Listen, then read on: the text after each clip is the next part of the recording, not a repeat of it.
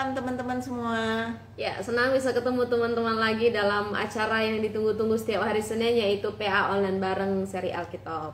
Ya, teman-teman semuanya, ini masih ada waktu untuk boleh mengundang teman-teman yang lain supaya boleh bergabung dengan kita pada malam hari ini. Ya, teman-teman, sekali lagi mungkin yang baru pertama kali bergabung, kenalin kita berdua. Saya Roma, Saya Yulia, dan kita yang akan memandu sebagai host dalam Alkitab hari ini. Dan nanti kita akan ditemenin juga oleh dua tamu spesial kita yang akan menggali bersama-sama.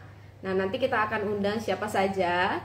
Tapi malam hari ini seperti judul atau brosur yang sudah teman-teman mungkin lihat di media sosial, hari ini kita masih membahas kebangkitan Yesus dan berfokus kepada amanat agung.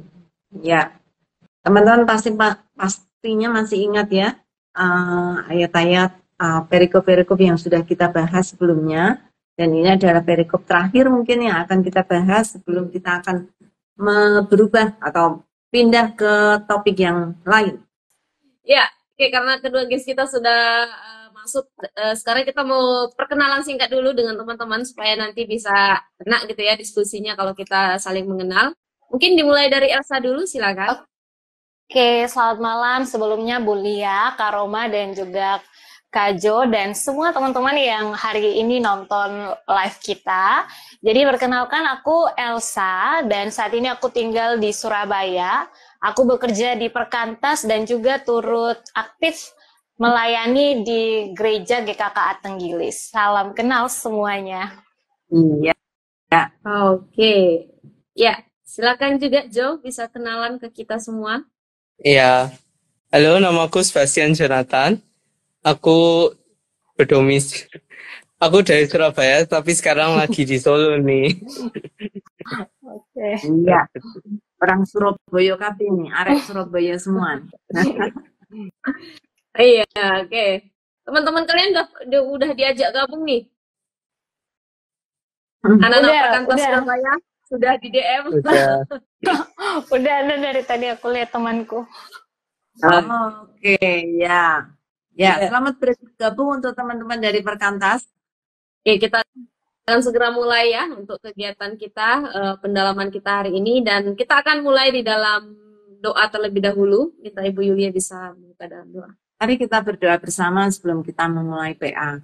Bapa yang surga, kami sungguh bersyukur untuk malam hari ini. Kami boleh diizinkan untuk mempelajari firman-Mu lagi. Dan kami berharap Tuhan malam hari ini Roh Kudus-Mu boleh bekerja, menerangi hati kami, menerangi pikiran kami. Sehingga firman yang boleh kami baca pada malam hari ini boleh menjadi berkat dan boleh dimeteraikan di dalam hati kami. Sehingga kami boleh terus bertumbuh di dalam iman kami kepada Yesus Kristus. Terima kasih Bapak, kami berdoa untuk Jonathan dan Elsa yang akan bersama-sama dengan kami untuk membahas perikop firman Tuhan pada malam hari ini. Tuhan kiranya Engkau juga tolong mereka sehingga apapun yang Tuhan ajarkan kepada kami semuanya boleh kami bagikan kepada teman-teman yang lain. Terima kasih Bapa, dalam nama Tuhan Yesus, Juru Selamat kami yang hidup, kami berdoa dan bersyukur. Amin. Amin. Amin. Oke. Sebelum kita membaca dan akan masuk ke dalam penggalian malam hari ini, sekali lagi teman-teman, silakan ambil Alkitabnya. Nanti kita akan belajar bersama-sama amanat agung dari Markus pasal 16 ayat 9 sampai 20. Ini satu panggilan yang Allah berikan kepada kita tentang amanat agung. Nah, kita akan overview dulu sebentar dari Markus 16. Nah, kalau kita lihat teman-teman, Markus 16 ini satu bagian terakhir dari Injil Markus yang ternyata di beberapa kalangan atau beberapa pendapat ada yang mengatakan harusnya Markus 16 ayat khususnya ayat 9 sampai 20 ini nggak dimasukkan sebagai bagian dari Markus, atau apakah harusnya hanya diakhiri di ayat sampai ayat 8 saja kayak gitu, karena dari beberapa aliran teologis mempertimbangkan kasus Markus dari ayat 9 sampai ayat 20 ini merupakan tambahan yang bukan ditulis oleh Markus. Gimana nih Bu?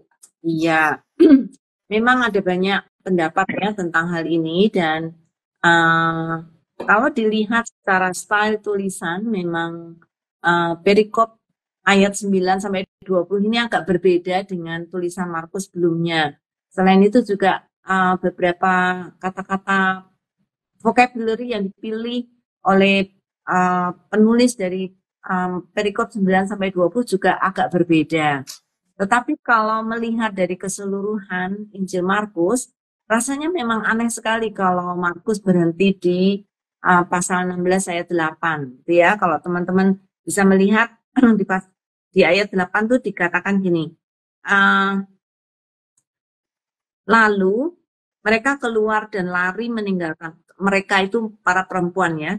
Mereka keluar dan lari meninggalkan kubur itu sebab gentar dan dahsyat menimpa mereka. Mereka tidak mengatakan apa-apa kepada siapapun juga karena takut. Dengan singkat mereka sampaikan pesan itu kepada Petrus dan teman-temannya. Sudah itu Yesus sendiri dengan perantaraan murid-muridnya memberitakan dari timur ke barat berita yang kudus yang tidak terbinasakan tentang keselamatan yang kekal itu. Ya, ini kalau berhenti di ayat ini, pemberitaan tentang kebangkitan Yesus sangat minim sekali, sangat sedikit sekali. Karena itu kalaupun dipercaya Markus 9 sampai 20 itu bukan tulisan Markus, tetapi itu sangat inline, sangat satu garis gitu ya dengan ayat pasal dan juga ayat-ayat yang ditulis oleh Markus, dan ini memberikan kepastian kepada kita bagaimana Yesus akhirnya bangkit dan juga naik ke surga. Karena kalau nggak diceritakan kebangkitan Yesus dan juga kenaikan Yesus ke surga, cerita ini jadi menggantung gitu ya. Nah, ada banyak pendapat sih. Kemungkinan apakah mungkin Markus itu meninggal ketika tulisannya belum selesai sehingga seakan-akan seharusnya ada lanjutannya, tetapi Markus sudah meninggal lebih dahulu. Tapi itu hanya salah satu dari perkiraan ya. Kalau melihat dari keseluruhan perdebatan, ya, supaya singkatnya, kita melihat bahwa tambahan dari 9 sampai 20 ini sesuatu yang sangat penting dan sangat menolong gitu para pembaca dari Injil Markus untuk mengerti bagaimana akhir dari kisah Yesus dan bagaimana Yesus naik ke surga, sehingga itu menjadi ending yang sangat enak untuk kita semua membaca. Iya, jadi akan sulit dimengerti kalau hanya sampai ayat 8 gitu ya. Tapi kalau kita lihat ada kesejajaran juga di Markus 16 ini ayat 9 sampai 20 yang sama dijumpai juga di Injil-Injil lain ya, seperti Matius, Lukas dan juga Yohanes gitu. Oleh karena itu ayat 9 sampai ayat 20 ini juga adalah ayat-ayat yang kita terima sampai saat ini dan juga berkaitan juga dan memiliki kesamaan juga dengan referensi dari ketiga Injil lainnya. Ya, karena itu akan menolong sekali kalau teman-teman membaca di dalam terjemahan bahasa Inggris ya.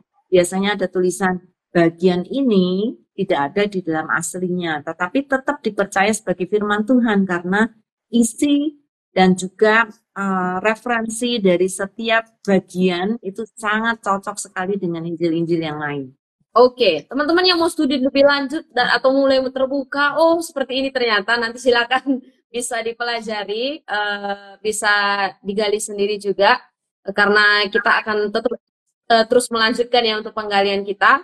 Dan kalau kita melihat konteks Markus pasal 16, ini sangat berkaitan dengan pasal sebelumnya ya, di mana Yesus mati, dan di pasal 16 ini dibuka dengan kebangkitan Yesus ya, Yesus yang bangkit, dan menceritakan setelah Yesus bangkit, ini nanti yang akan kita gali bersama-sama ya. Dia bertemu dengan beberapa orang, menampakkan diri dan memberikan amanat agung dan juga naik ke surga. Singkatnya seperti itu konteks dari Markus pasal 16. Oke, nah sekarang kita akan membaca dulu ayatnya. Kalau kita sudah melihat sedikit konteksnya, kita akan melihat lebih lengkap lagi. Nanti dari Jo akan baca ayat 9 sampai ayat 14. Nanti Elsa baca ayat 15 sampai ayat 20 gitu ya. Teman-teman di rumah juga bisa ikut menyaksikan, membaca juga, supaya kita sama-sama belajar bersama-sama. Oke, silakan Jo. Ya. Setelah Yesus bangkit pagi-pagi pada hari pertama minggu itu, ia mula-mula menampakkan dirinya kepada Maria Magdalena. Daripadanya, Yesus pernah mengusir 7 setan. Lalu, perempuan itu pergi memberitahukannya kepada mereka yang selalu mengiringi Yesus, dan yang pada waktu itu sedang berkabung dan menangis. Tetapi ketika mereka mendengar bahwa Yesus hidup dan telah dilihat olehnya, mereka tidak percaya. Sesudah itu, ia menampakkan diri dalam rupa yang lain kepada 2 orang dari mereka, ketika keduanya dalam perjalanan keluar kota. Lalu kembalilah mereka dan memberitahukannya kepada teman-teman yang lain.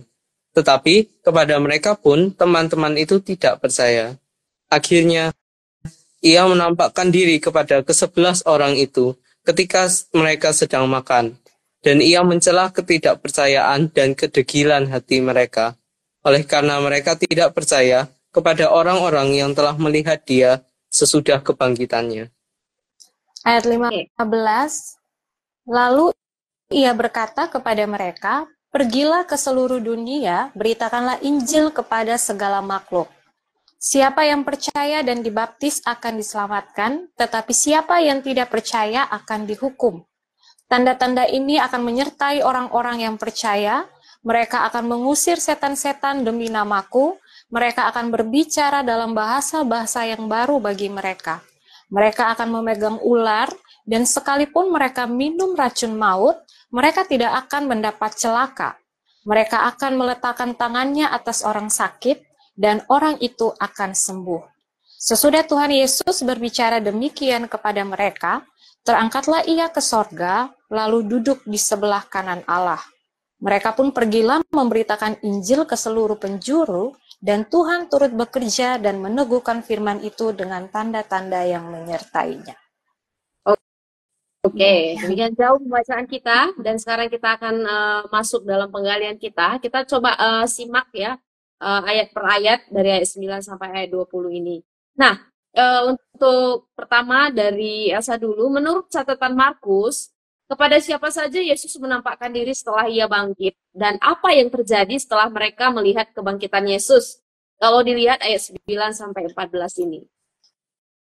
Ya, kalau sama-sama kita melihat ayat 9 sampai 14 ini, ada 3 kali penampakan Yesus yang dicatat di dalam ayat 9 sampai 14. Yang pertama pastinya di ayat 9 itu dia menampakkan diri kepada Maria Magdalena, kemudian dia juga menampakkan diri kepada 2 orang yang mana saat itu mau di ayat 12 ya, yang mau keluar kota. Nah, di dalam perikop ini memang tidak menceritakan secara khusus identitas daripada kedua orang tersebut, tapi kalau kita lihat di Injil Lukas, itu sudah dicatat ya bahwa kedua orang itu salah satunya bernama Kleopas, dan itu tercatat di dalam Lukas 24 ayat 13 sampai dengan 35.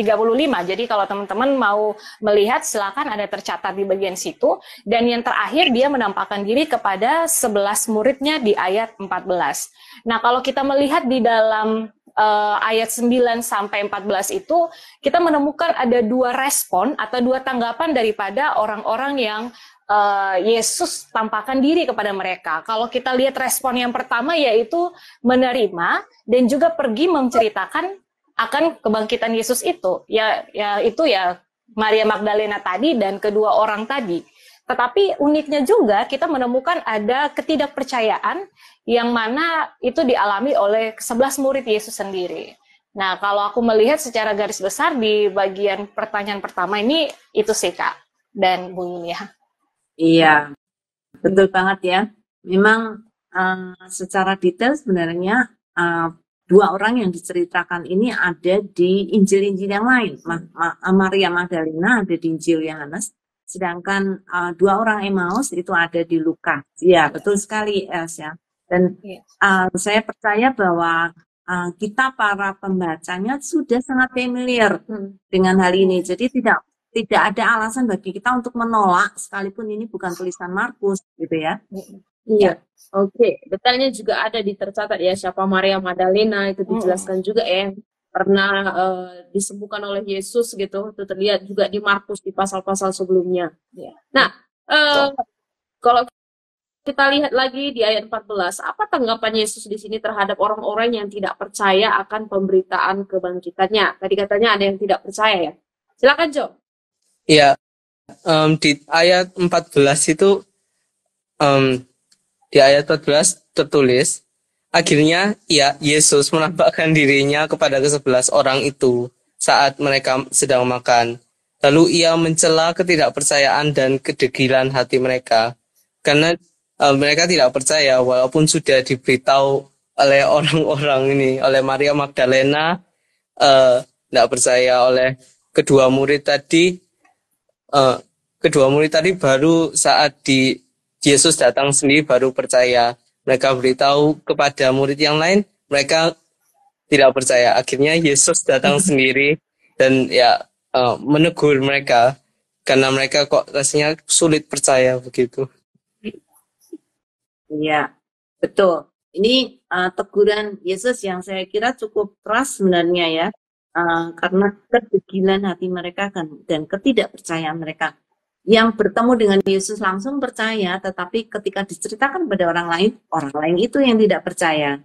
Iya, ini harus berkali-kali ya, makanya Yesus harus berkali-kali menampakkan diri. Bahkan kalau kita lihat di Injil lain, 3 kali ya Yesus menampakkan diri kepada kesebelasan murid ya. Satu waktu Thomas nggak hadir kayak gitu. Jadi harus berkali-kali, nggak cuma sekali Yesus menampakkan diri kepada mereka sampai mereka akhirnya percaya kepadanya. Ya, bersyukur Yesus mau datang berkali-kali dan menampakkan diri ya. Kalau tidak nanti sebagian percaya, sebagian tidak. Oke. Nah, kita lihat di bagian berikutnya. Setelah mereka percaya, sebutkan 2 perintah yang diberikan oleh Yesus kepada murid-muridnya. Kalau dilihat dari ayat 15. Silakan Elsa lagi. Oke, kalau kita lihat di ayat 15 itu memang satu kalimat tapi mengandung 2 perintah ya. Jadi yang pertama dia katakan untuk pergilah ke seluruh dunia. Nah, bukan hanya pergi itu untuk apa? Perintah yang kedua itu berarti dilanjutkan dengan beritakanlah Injil kepada segala makhluk.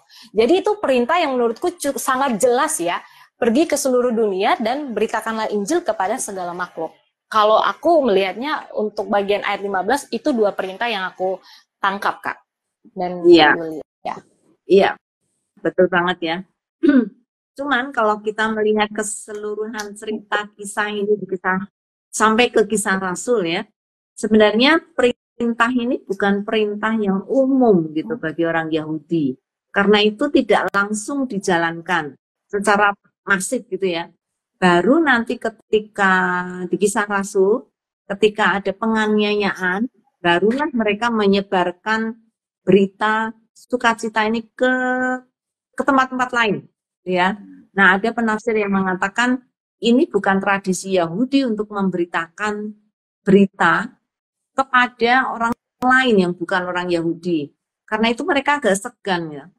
Selain segan juga masih bertanya-tanya untuk apa menceritakan ini kepada orang lain. Itu sebabnya untuk kurun waktu beberapa tahun mereka tidak lakukan itu sampai ketika mereka penganiayaan datang, baru mereka memberitakan kepada orang lain. Karena orang Yahudi menganggap mereka itu bangsa eksklusif, mereka tidak perlu harus kontak-kontak dengan bangsa-bangsa yang lain gitu ya. Mereka adalah yang menerima berkat dan menerima perintah untuk mereka mempercayai Kristus dan berhenti di situ gitu ya. Dan rupanya perintah Yesus ini menjadi satu perintah yang paling penting saya kira khususnya untuk para muridnya untuk dijalankan. Kalau hanya mengikuti tradisi Yahudi, kemungkinan mereka tidak akan melakukan apa yang Tuhan inginkan. Oke. Ya, makanya mungkin Lukas juga mencatat ya di Kisah Para Rasul dengan jelas ya sampai ujung bumi. Sampai ujung bumi. Dan orang Yahudi nggak suka tuh pergi ke ujung bumi. Paling tidak suka. Mereka selalu eksklusif di tempat mereka berada dan mereka happy di situ. Mereka sama sekali tidak mau memikirkan bangsa-bangsa yang lain.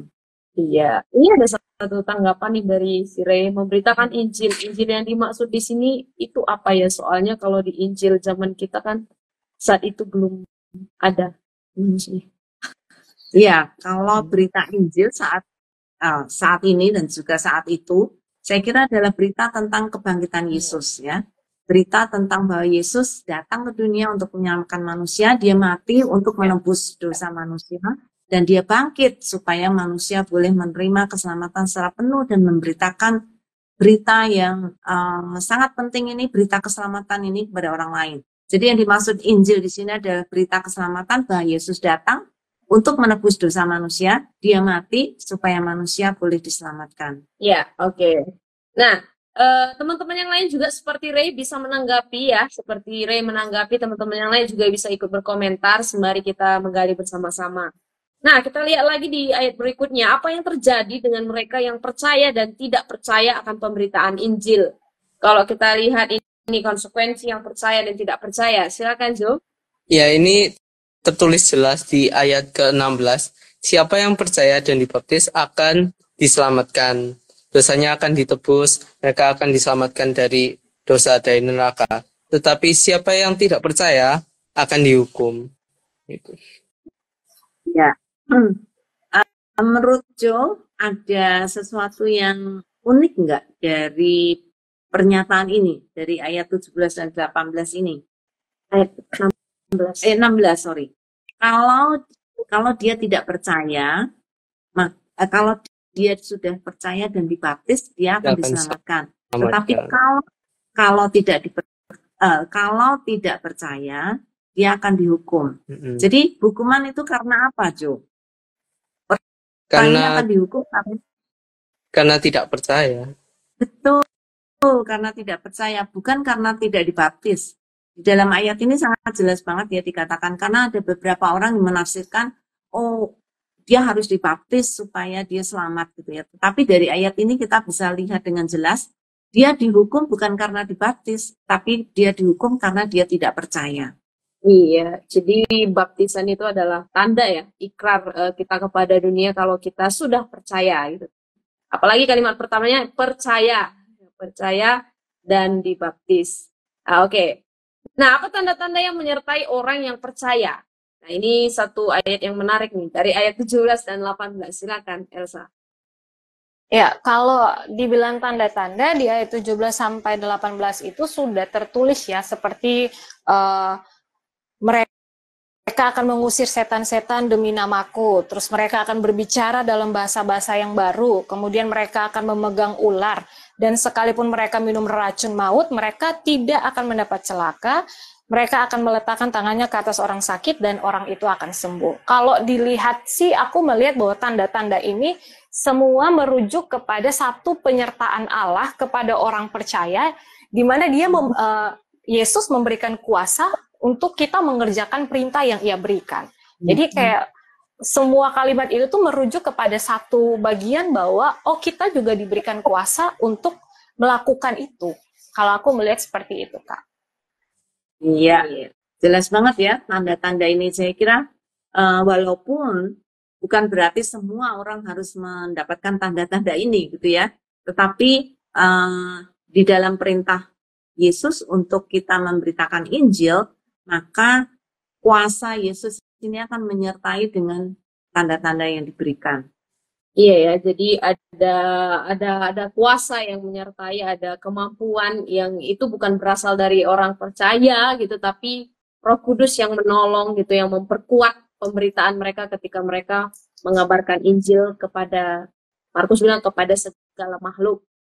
Nah, ini ada 2 respon yang sudah masuk teman-teman. Cuma kalau untuk pertanyaan Bu Esi nanti ada ya di bagian berikutnya juga berkaitan. Jadi nanti kita sekalian akan gali ya. Kaitannya dengan Matius 28 ayat 19. Nanti ada bagian itu sendiri. Ada pertanyaan dari Ray lagi. Apakah kata hubung dan di ayat 18 mengindikasikan bahwa orang yang percaya harus dibaptis? Apakah orang mengindikasikan bahwa orang yang percaya itu harus dibaptis? Atau Elsa mungkin gimana pendapatnya terkait pertanyaan ini? Kalau aku tadi sudah cukup jelas dengan jawaban dari Kak Roma ya, bahwa itu suatu ikrar untuk kepada dunia bahwa kita mengakui Kristus, mengakui Yesus sebagai Tuhan dan Juru Selamat dalam kehidupan kita. Bagian itu sih yang perlu ditekankan kayak gitu. Kalau aku melihat seperti itu. Berarti harus. Ya. Supaya tidak menjadi batu loncatan, kalau misalnya di konteks sekarang ini, supaya kita jangan sampai jadi batu loncatan untuk tidak menjadi berkat bagi orang lain. Kalau aku ngelihat seperti itu. Ya, batu sandungan maksudnya ya. Iya, betul. Benar Bu Lilia. Oke, iya. Mungkin Jo punya pendapat yang lain? Eh, nah, saya juga lumayan sama. Ya, baptis itu kan yang sebagai tanda bahwa kita percaya, bahwa kita mengakui bahwa kita percaya pada Allah, bahwa kita ini pengikut Kristus begitu. Ya, Ya, jadi harus nggak? harus atau tidak? Mungkin kecuali kondisi yang ekstrim harus. Kayak satu murid yang di kayu salib ya, belum sempat dibaptis sih. Ya, kalau kita bisa mengikrarkan keyakinan kita tentang keyakinan pada Yesus Kristus sebagai juru selamat kita, saya kira harus ya. Tetapi ketika kondisi tidak, maksudnya ikrar itu bisa dijalankan dengan hidupnya atau dengan apa namanya imannya, maka baptisan itu tidak menjadi syarat untuk dia diselamatkan.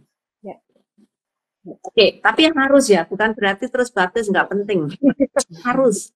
Kalau kita punya kesempatan dan kita memang sudah mengakui bahwa Yesus adalah juru selamat, kita harus karena itu menjadi kesaksian bagi orang lain, ya. Ya, setuju sekali ya. Oke, ada satu pertanyaan juga dari si Rever Joseph nih. Kira-kira kenapa para murid tidak percaya? Tadi kita sudah sempat gali sih.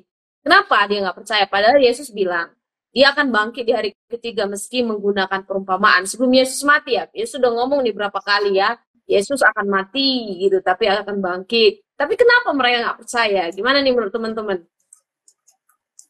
Gimana, Jo, mau menanggapi? Iya, kan kalau kita melihat konteks dari ini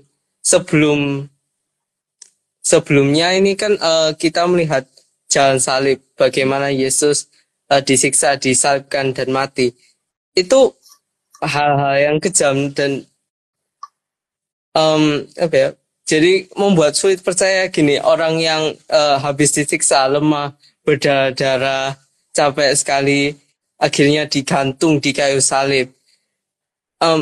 Itu membuat agak susah untuk percaya bahwa ya Yesus akan bangkit kembali. Dan juga ini kan di mana saat murid-murid itu pada takut. Mereka takut akan orang-orang Yahudi sehingga mereka bersembunyi. Mereka ini kan juga lumayan horor gitu. Lumayan menakutkan juga ini. Jadi menurut aku itu juga berpengaruh, banyak berpengaruh kenapa kok murid-murid itu pada tidak percaya.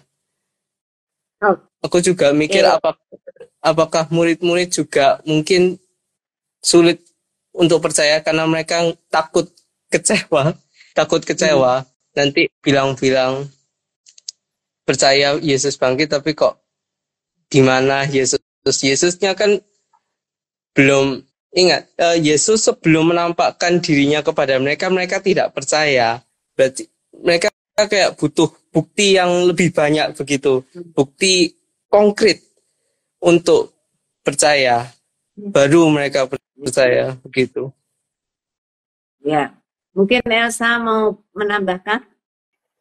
Iya, kalau aku melihat lebih kepada murid-murid ini sulit untuk memahami persepsi mengenai model daripada Mesias.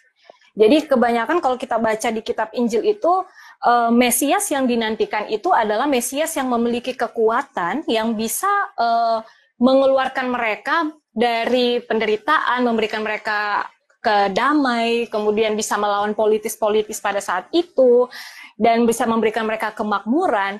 Nah ini membuat sehingga para murid ini sulit untuk menerima fakta bahwa mengikut Yesus Kristus yang mana Yesus Sang Mesias itu haruslah menderita seperti yang menderita dan mati seperti yang ditulis di dalam Markus 8 ayat 34 yang dia mengatakan bahwa Yesus memanggil orang banyak dan murid-muridnya dan berkata bahwa setiap orang yang mau mengikut aku, ia harus menyangkal dirinya, memikul salibnya dan mengikut aku.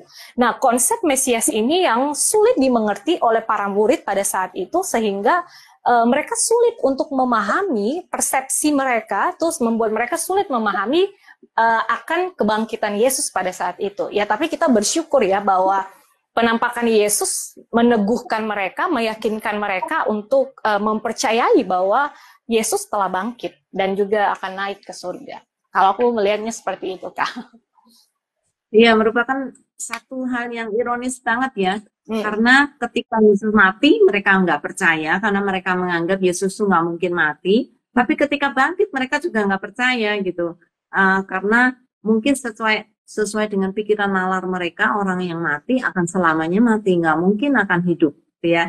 Tapi mereka lupa Yesus ini Mesias. Jadi apa yang dulunya mereka percaya sebagai Yesus Mesias sudah salah konsepnya, karena mereka menganggap Yesus akan menjadi raja dan akan memberontak terhadap terhadap pemerintah Romawi gitu ya. Jadi konsep mereka tentang Mesias salah, dan ketika Yesus bangkit juga konsep mereka tentang Mesias juga salah gitu. Jadi dua kali salah nih orang-orang. Makanya sulit sekali untuk bagi mereka untuk merubah pikiran, cara berpikir mereka tentang apa yang dimaksud oleh Yesus bahwa dia adalah seorang Mesias. Yes, sekali ya. Jadi makanya bukan cuma 1 hari Yesus di antara mereka sebelum naik, 40 hari Yesus itu mendedikasikan waktunya untuk memberitahukan kepada banyak orang tentang kebangkitannya, gitu, bahwa dia adalah Tuhan yang sudah hidup dan mengalahkan maut. Iya. Oke, ini ada beberapa tanggapan lagi, cuma nanti sembari kita gali juga ya, apa yang terjadi setelah Yesus memberitakan perintah yang terakhir ini. Kalau tadi kita dari ayat 18 di ayat 19 ini, apa yang terjadi setelah perintah ini dikatakan oleh Yesus? Mungkin Joe, kembali ke Joe. Iya, tertulis di ayat 19, Tuhan Yesus terangkat ke surga, lalu duduk di sebelah kanan Allah Bapa. Oke, inilah yang kita peringati dalam hari kenaikan Yesus ya, beberapa waktu ke depan. Ini satu tanda di mana Yesus sudah bersama-sama dengan Bapa, dan satu tanda nanti di waktu yang sama juga dia akan turun kembali untuk dalam kedatangannya yang kedua kali. Ya, ini adalah perintah terakhir, menjadi perintah yang sangat penting gitu ya, karena Yesus akan pergi dan inilah perintah yang harus dipegang oleh para muridnya. Dan ketika Yesus naik ke surga, Yesus punya keyakinan yang pasti bahwa murid-muridnya akan menjalankan bukan karena murid-muridnya mampu, tetapi ketika Yesus terangkat ke surga, nanti Roh Kudus akan turun dan akan mengingatkan mereka. Nah, dan di ayat 20, apa yang dilakukan murid-muridnya setelah Yesus terangkat ke surga? Silakan, Elsa. Ya, kalau di ayat 20 itu sudah tertulis dengan jelas bahwa mereka memberitakan Injil ke segala penjuru dan Tuhan turut bekerja dalam meneguhkan firman itu dengan tanda-tanda yang menyertainya. Ya, jadi mereka langsung memberitakan Injil ya ke segala penjuru. Ya, kalau kata langsung mungkin itu enggak terlalu. Kemudian tipe-tipe. Karena di Kisah Rasul butuh waktu gitu ya, sampai Tuhan Yesus. Ya, sampai Tuhan Yesus setelah naik ke surga, kemudian murid-murid harus menunggu 10 hari untuk kedatangan Roh Kudus, sehingga di situ Tuhan akan memberikan gong yang paling besar dalam hidup mereka. Mereka akan pergi, terkhusus dengan Tuhan memberikan kesempatan untuk mereka dianiaya, sehingga mau nggak mau mereka harus lari. Di awal pun mereka hanya melakukan penginjilan di Yerusalem.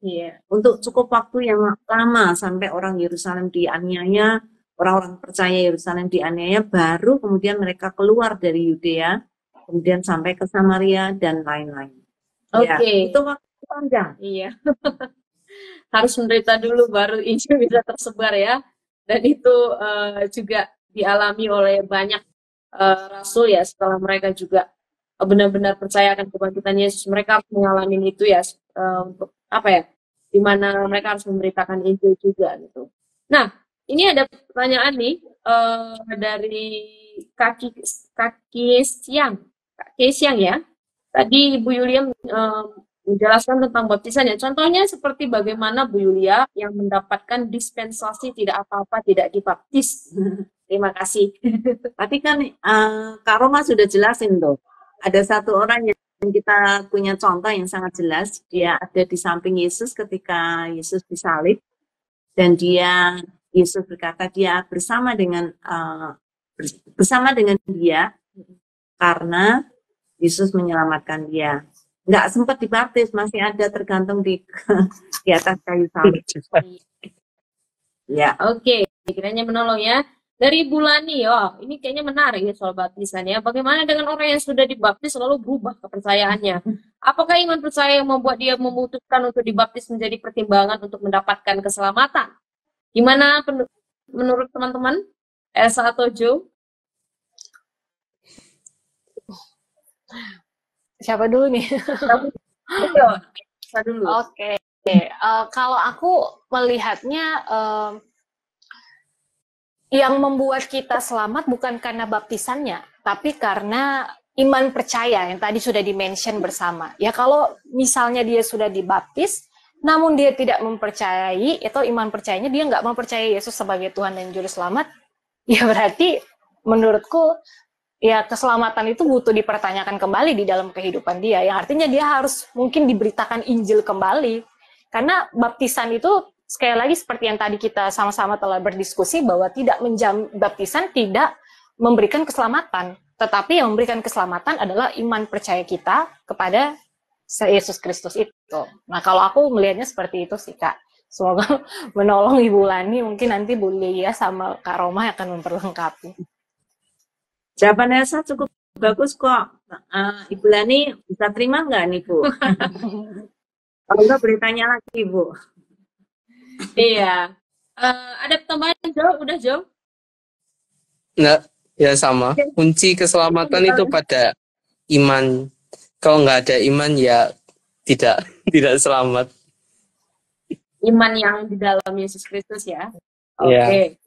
Nah ini pertanyaan berikutnya tadi sudah kita jawab karena ini berkaitan dengan Joseph gitu ya. Tentang orang-orang yang tidak percaya akan kebangkitan, dan Joe tadi dan Elsa juga sudah menjelaskan secara tuntas ya. Dan Ibu Yulia juga tadi sudah menambahkan. Nah, sekarang kita coba melihat balik lagi ke ayat ke-17, 18 dengan menganalisa ayat ini. Apa pendapat teman-teman tentang tanda-tanda yang menyertai orang percaya yang disebutkan oleh Markus ayat 17 sampai ayat 18 ini? Ya, dari Joe. Jujur saat pendapat saya agak pertama membaca ayat ini agak bingung sih. Ini dikatakan tanda-tanda ini akan menyertai orang-orang yang percaya. Berarti apakah semua orang yang percaya akan dapat, atau ya secara general akan mendapat gitu. Mereka akan mengusir setan-setan demi nama Yesus, berbicara dalam bahasa-bahasa yang baru, memegang ular, dan sekalipun mereka minum racun maut, mereka tidak akan mendapat celaka. Lalu meletakkan tangannya atas orang sakit dan orang itu akan sembuh. Memang saya melihat ini tanda-tanda ini bisa untuk meyakinkan orang-orang gitu agar percaya kepada Tuhan Yesus gitu. Tapi jujur saya sendiri kan juga belum pernah mengusir setan-setan. Saya juga belum pernah meletakkan tangan di orang sakit terus puff langsung sembuh. Begitu. Ya, tapi saat saya percaya nggak dengan tanda-tanda itu? Aku percaya jika dengan iman Yesus Kristus, dengan percaya pada Yesus Kristus, demi namanya bisa mengusir setan-setan, bisa untuk berbicara dengan bahasa-bahasa yang baru, bisa untuk lepas dari celaka, dan bisa menyembuhkan orang-orang yang sakit. Aku melihat tanda-tanda ini dalam gereja.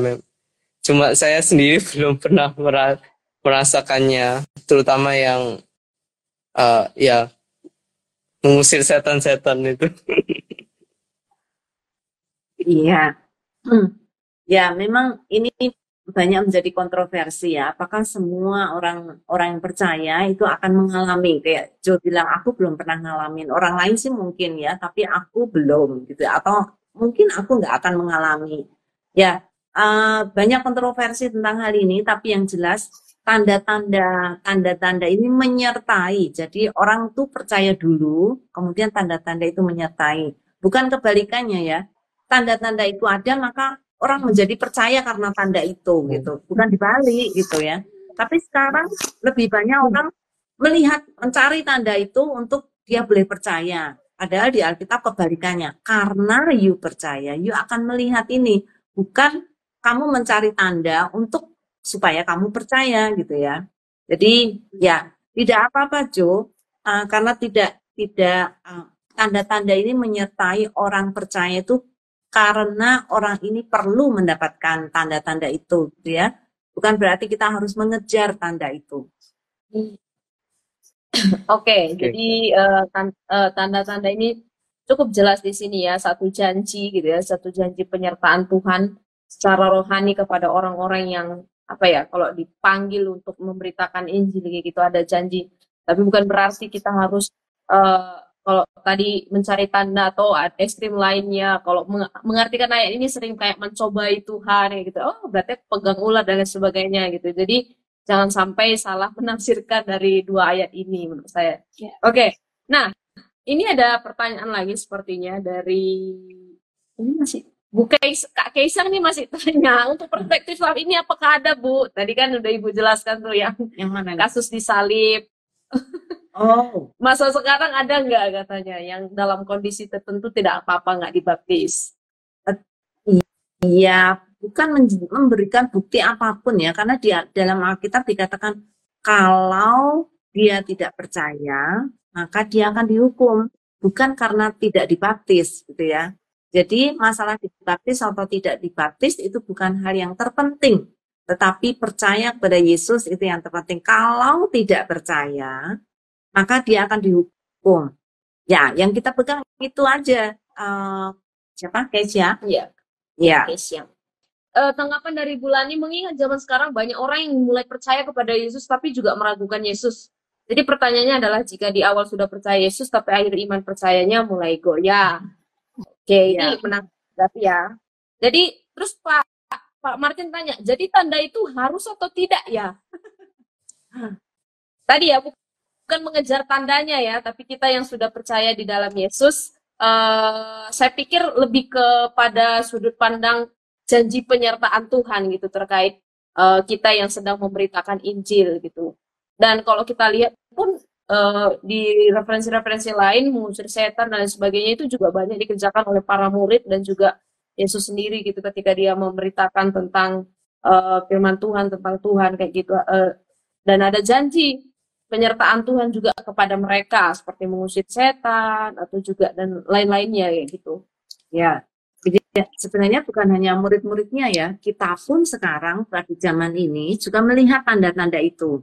Tapi bukan mengejar tanda-tanda itu ya, tetapi kita juga mempercayai bahwa itu bisa terjadi di dalam kehidupan orang percaya dan penyertaan Tuhan tadi yang Roma bilang itu selalu nyata gitu ya. Mungkin bahkan bukan hanya mengusir setan atau yang lain-lain, bahkan ada orang-orang yang melihat tanda-tanda yang lebih besar lagi dibandingkan itu gitu ya. Tetapi yang dipentingkan adalah penyertaan Tuhan bersama dengan orang-orang yang percaya. Ya, oke. Kelewatan tadi satu dari Bu Broto nih. Mengapa para murid mungkin ya, para murid harus menderita dahulu agar Injil dapat tersebar?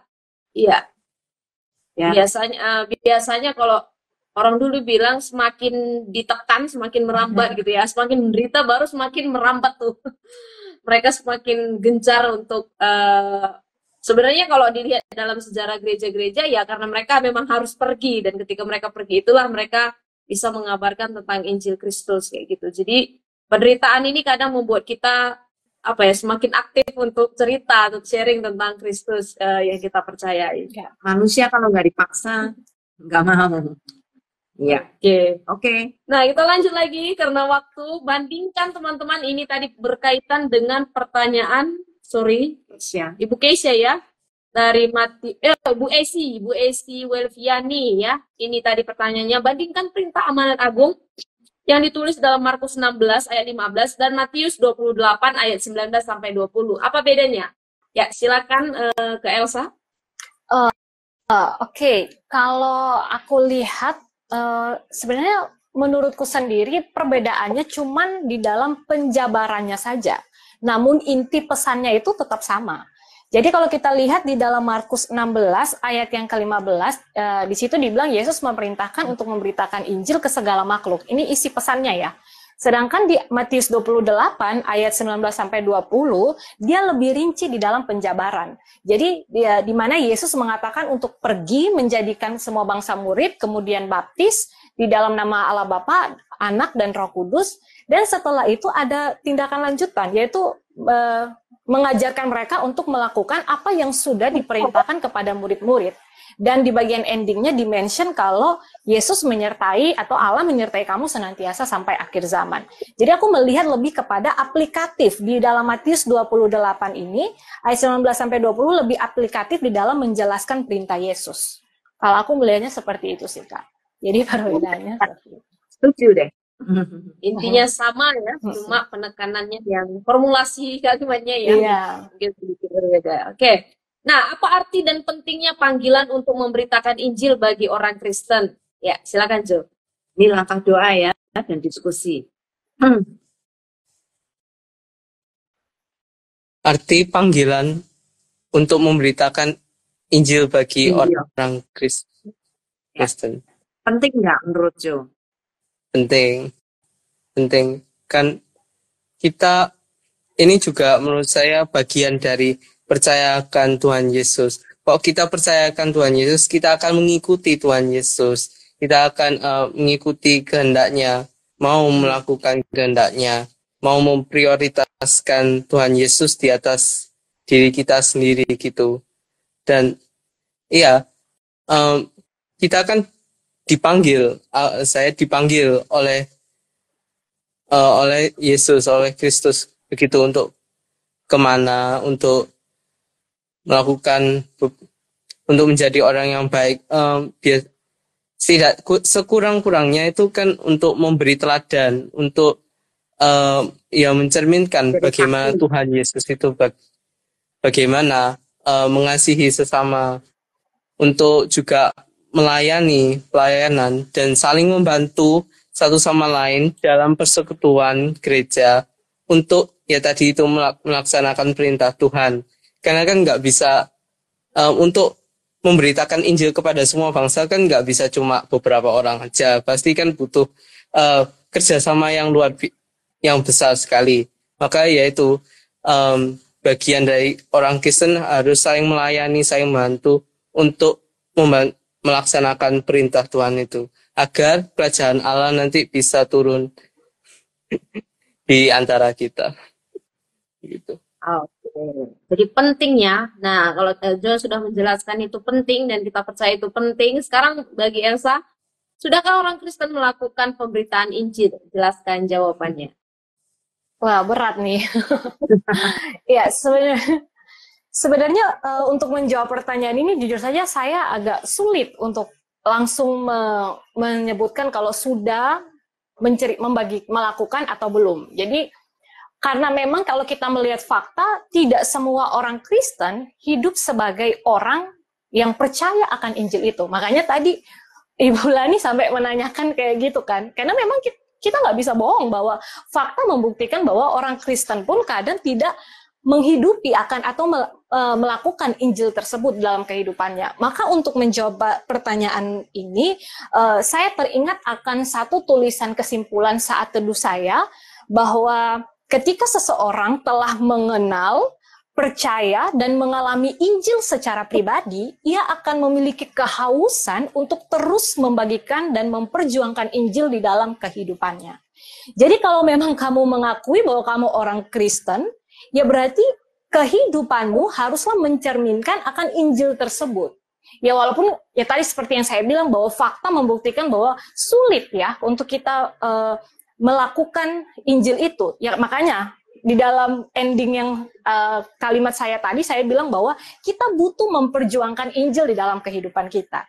Jadi Injil itu bukan hanya kita cicipi, kita rasakan ketika kita mengakui, percaya, atau menjadi seorang manusia lahir baru pada saat itu, namun terus kita pegangkan, terus kita perjuangkan Injil itu di dalam kehidupan kita. Supaya kalau memang kita tidak ada kesempatan untuk memberitakan secara verbal dengan kata-kata, orang melihat Injil itu di dalam seluruh kehidupan kita. Ya aku kasih contoh simpel aja lah. Semakin dewasa, kehidupan untuk berinteraksi, memberitakan Injil ke orang tuh semakin kecil. Maka kita bersyukur bahwa Tuhan memberikan kreativitas dan kepintaran kepada manusia sehingga ada namanya teknologi. Maka di malam hari ini kita juga sedang memberitakan Injil kepada orang melalui PA ini. Nah itu hal-hal yang aku syukuri bahwa salah satu kita melakukan akan bagian Injil itu ya dengan cara ini. Kita sharing bersama akan pendalaman Alkitab mengenai kebenaran itu sendiri. Nah kalau dari pandanganku sendiri seperti itu sih Kak Roma dan Bu Yulia serta Kak Jo. Iya. Nah, thank you banyak. Ya, kesadaran orang Kristen untuk memberitakan Injil itu memang masih sering dipertanyakan ya, karena menjalani hidup Kristen yang tadi Elsia bilang, menjalani hidup Kristen itu sebenarnya sudah menjadi satu kesaksian ya, yang kita berikan kepada orang-orang di sekitar kita. Tapi itu pun tidak dilakukan. Artinya apa? Kebenaran Injil atau prinsip hidup Kristen pun tidak dijalankan di dalam kehidupannya, entah sengaja atau tidak sengaja. Kebanyakan sih karena mereka tidak peduli, karena tidak menganggap penting hidup Kristen yang sungguh-sungguh mengikuti prinsip apa yang Tuhan inginkan, itu bukan sesuatu yang menjadi prioritas bagi hidupnya. Sehingga mereka hidup di dalam dua dunia. Satu, kalau ke gereja, ya aku orang Kristen. Nanti kalau saya ada di pekerjaan atau di dalam bisnis saya, sudah lain lagi gitu ya, tidak ada kesadaran itu. Kalau saja setiap orang Kristen memiliki kesadaran bahwa hidupku adalah milik Kristus dan setiap saat aku hidup itu merupakan satu ucapan syukur, itu sebenarnya kita sudah memberitakan Injil secara tidak langsung. Alangkah baiknya kalau dilakukan lebih lagi daripada itu gitu ya, karena Kristus menginginkan kita supaya firman itu keluar dari mulut kita untuk didengar oleh orang lain. Selain tindakan kita juga, tindakan kita akan sangat menajamkan apa yang kita katakan. Karena itu sangat penting bagi kita untuk secara sadar memberitakan firman Tuhan kepada orang lain, karena bukan hanya orang lain yang mendapat berkat, tapi kita sendiri juga mendapatkan berkat dari apa yang kita katakan. Ya. Oke, nah ini pertanyaan aplikasi untuk respon dan juga mungkin komitmen dari teman-teman. Silakan bagaimana teman-teman menjalankan perintah amanat agung Yesus Kristus. Mudah nggak? Sulit nggak? Gimana? Silakan dari Jo dulu. Ya, kalau bagiku sih, ya tidak mudah, tidak mudah untuk menjalankan perintah Yesus Kristus.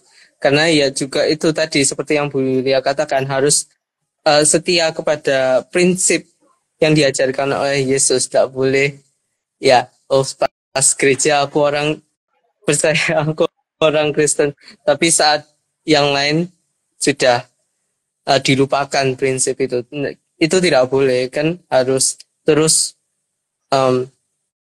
bekerja sekuat tenaga untuk menjalankan prinsip-prinsip Yesus Kristus begitu. Jadi menurut saya itu tidaklah mudah, terutama karena ya juga itu kita harus percaya. Kadang-kadang kita kan juga tidak tahu apa yang Tuhan inginkan daripada kita. Kita tidak tahu endingnya bagaimana, tetapi kita harus menaruh percaya kepada Tuhan. Kita harus percaya Tuhan itu baik dan apa yang dipilihkan oleh Tuhan itu ada yang terbaik bagiku. Jadi aku terus untuk berdoa, berusaha sehingga lebih sering berdoa, lebih sering belajar kitab suci ya ini, pendalaman Alkitab ini. Sehingga nanti kalau saya ditanya tentang Injil atau tentang iman aku bisa menjawab. Aku bisa menjawab, aku bisa ya memberitakan Injil begitu. Bagaimana menurut saya, kenapa kok saya percaya akan Yesus Kristus begitu. Selain itu saya juga ikut pelayanan dalam gereja saya. saya pemazmur. Jadi ya saling membantu dalam persekutuan gereja begitu, sehingga untuk menjalankan prinsip dan perintah Tuhan. Oke. Ya. Ya. Amin. Elsa, Oke, kalau kasih aku ya, ya kalau aku sendiri menjalankan perintah amanat dari Yesus Kristus ini sulit banget ya, nggak mudah karena aku ingat sekali aku memberitakan Injil waktu aku mahasiswa dan respon pertama yang aku dapat yaitu penolakan. Dan itu satu hal yang buat aku agak shock gitu karena udah cobaan pertama dan endingnya penolakan pula. Abis itu jadi nggak enakan gitu sama teman yang aku bagikan tentang Injil. Namun poin yang aku dapatkan di dalam proses penolakan itu aku galau gitu kan, galau berat. Aku menemukan satu bagian menarik bahwa peranku cuma memberitakan.